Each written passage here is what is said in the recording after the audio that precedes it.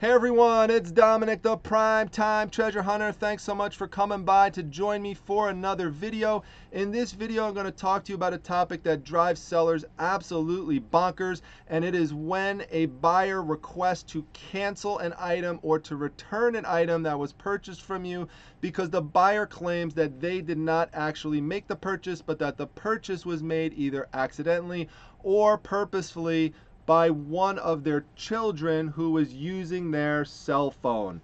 So this is an issue that had actually never happened to me before until recently. I'm going to take you through what happened in my situation and how I successfully resolved it, so that if it occurs to you, maybe you could use this approach as well. This is actually something that I had never even heard of happening until I watched a video put up by my friend here, Casey, the Rockstar Flipper. And if you haven't checked out this video, I'm going to link to it down below in the description section, so go check it out. It's called "This is Gonna Get Me in Big Trouble," but it's facts. And in this video, Casey basically explains the issue and puts his 2 cents out there, which is that, you know, parents, you really need to be careful when your children are using your phones, so that you've locked out your app so your children can't get into them, protect your passwords, that sort of thing, because it really is a problem and really can hurt sellers. I agree with Casey 100%, but put your 2 cents as well down in the comment section down below to let me know what your thoughts are on this topic and how you handle it if it is something that has occurred to you, or how you think you would handle it. Now, just as a side plug here for a moment, Casey is going to be on this channel on January 9th. So that's going to be at 9 p.m. Eastern Standard Time for a full hour-long interview. So it's going to be a great time, and hope you could come by and join us. Casey's a great guy, and go check out his channel if you're one of the few who have not checked it out before, especially if you're brand new. Tons of useful information over there. But anyway, going to my situation and what occurred to me, minding my own business, ready to go into the grocery store to pick up some groceries for Mrs. Primetime and the crew and the fam and everyone like that. And I get this email right before I'm about to go in there. It says, "Hi, so I got a notification today saying I had a package delivered from eBay. When I checked, I saw a purchase for 2 pop figures." These are the Funko Pop figures that I sell. I'll show you them more in a minute. "For $37.99. I did not purchase this, however. One of our kids may have purchased it, but I did not. We have not opened the package yet. Can we send this back to you? This is not a product we need or wanted. I'm so sorry for any inconvenience." And when I got that, I immediately sent a message over to Casey. I said, "You got to be kidding me. You jinxed me." I said, "I just watched this video, and like a day or two afterwards, it might have even been the next day, I get this notification." I'm like, I cannot believe this. So I said, all right, let me kind of reason through this and figure out exactly how to handle it. And before I tell you how I responded, let me just show you the items. If you haven't seen these before, these are my Funko Pops. I'm actually going to put a playlist together on my channel where I have all my Funko Pop sourcing and packaging videos. But these I get for approximately $2 a piece. And by the time I had sold these, this is from the most recent collection that I purchased, I had already made my money back on it. So the cost of goods isn't really so relevant anymore on it because it's all profit at this point. But it was pricey to ship because it was going all the way out to California, of course. And when you put 2 Funko Pops together, well, that's going to put it over £1, and so that puts it into the priority mail shipping range. Now, individually, they're about $4 to $5 a piece to ship first class, because they wind up usually being about 14 to 16 ounces. There's some lighter ones that are around 13, but generally it's about $4 and change to ship it out there. So anyway, $10.48 shipping, which I could absorb that. That's not a big problem, because still, when you factor in the fees and everything, I wind up making around $25 on it approximately.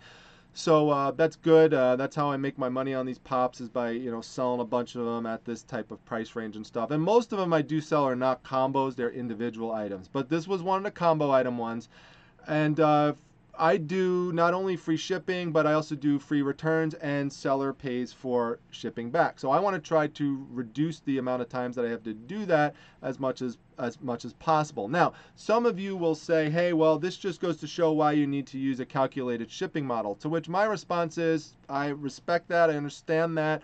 Go check out the video that I posted, the first video of the year, in terms of why I do use a free shipping model and will continue to do so, especially once you see how I resolve this situation. I wound up not spending a cent to resolve this. And that's one of the things. It kind of drives you to be creative like this, to come up with ways to figure out these sort of problems. But even if I thought this through, I said to myself, you know, if I had a calculated shipping model on this, would it have changed my approach? And my answer is no, because while I did protect this item from being shipped all the way across the country and not getting damaged, I didn't protect it for a return trip back.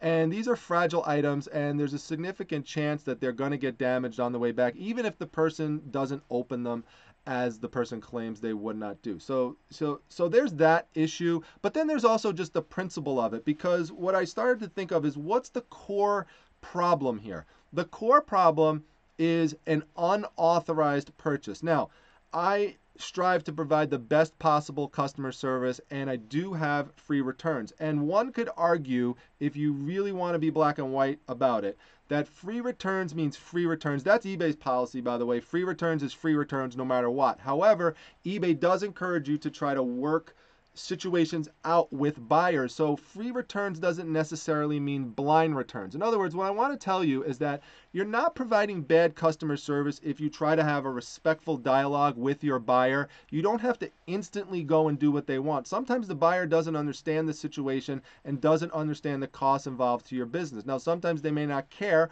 but sometimes they might, and so it's worth at least trying to have a dialogue.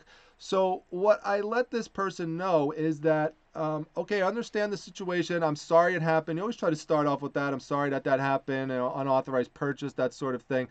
Now, for all you know, it may not be true. Person might just be trying to get out of it by saying that. But to give the person the benefit of the doubt, okay, I'm sorry that happened. But just so you know, I spent $10.48 shipping this out to you, and I'm going to have to spend $10.48 getting it shipped back. And then when I resell it, if I resell it to someone on the West Coast, which is of course what would happen since this is a Murphy's Law situation, I'm going to have to spend another $10.48. And frankly, even if it went to someone close by, I'm still going to have to spend $5, $6 to send it a priority. And while I'm prepared to absorb the $10.48 cent shipping, I'm not prepared to absorb $16, $17 shipping. Then there's additional time to just, relist it, which that doesn't take a lot of time, but, then just, packaging, getting a new label, all that sort of stuff. If I could avoid that, time is money, I prefer to do that. So what I explained that, and the person did kindly offer to pay to have it shipped back to me. But, if it truly is an unauthorized purchase, then that's not really fair to the to the buyer to have to spend $10.48 for something they didn't actually purchase. At the same time, I don't feel like that's something that I should be covering, because that's not a problem that happened on my end in any way. So, free returns, you really got to think through it in terms of how to troubleshoot it with buyers in all different types of situations. So the way to truly handle this situation, as I explained to the buyer, again, politely, respectfully, is that since the core issue is an unauthorized charge on your account, what you need to do is contact PayPal and open up a case that says that there is an unauthorized charge on your account.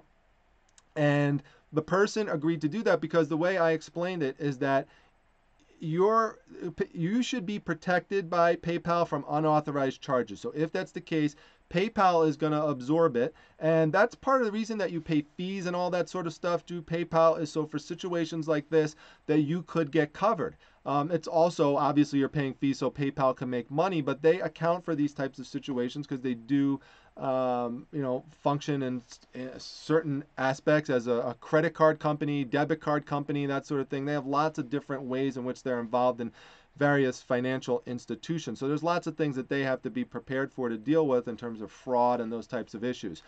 So I explained, I said, well, so you would be covered, you wouldn't be out anything. I said, and then I wouldn't be out anything either. So we'd both win.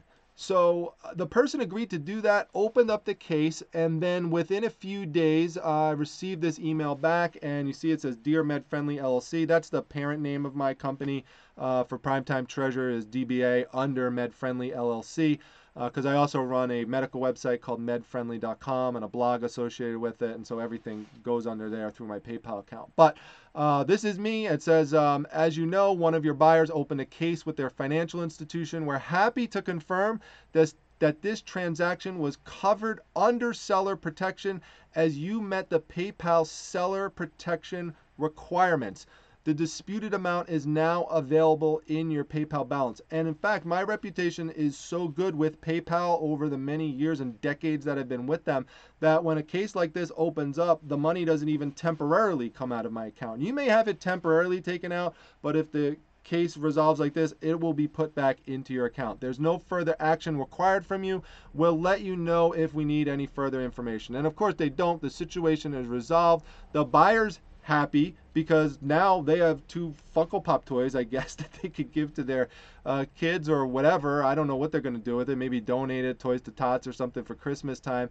I'm happy because I still have my sale. I have my money. I don't have to deal with relisting this. I don't have to deal with shipping it out, printing out a new label, any of that sort of stuff. Everyone's happy. The key thing, the main thing I want to let you know is, one, you can do those types of unauthorized request. You can't do it yourself. You have to actually ask the buyer to open that up with PayPal, but you need to know that's an option. Because if you didn't know it's an option, you're going to deal with taking this return. You're going to be out, $30 or so in shipping on the case. So still, with my free shipping model, everything still worked out okay. And buyer's happy, I'm happy, and that's how the situation resolved itself in the end. So hope you found this helpful and insightful. If so, make sure you hit the like button, share it with other people you know who would be interested in the content in this channel as it grows throughout the course of the year.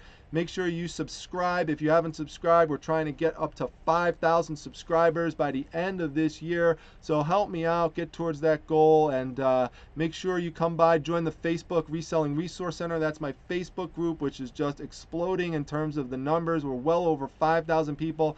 And right now, if you're watching this between January 1st and January 6th, we have our Sellers Supporting Sellerthon.